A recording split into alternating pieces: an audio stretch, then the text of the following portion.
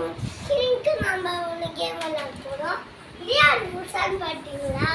எங்க அத்தை பையன் கைஸ். இதுக்காக இவன் பேரு வந்து திருப்புகழ். திருப்புகழ் புகழ் புகழ் புகழ் புகழ் புகழ் புகழ் புகழ் புகழ். ரெடி ஆன்லைன்ல போடு. வீடியோக்குள்ள போலாமா? வீடியோக்குள்ள போறதுக்கு முன்னாடி லைக் பண்ணுங்க, ஷேர் பண்ணுங்க, உங்க ஃப்ரெண்ட்ஸ்க்கு எல்லாம் ஷேர் பண்ணிக்கோங்க.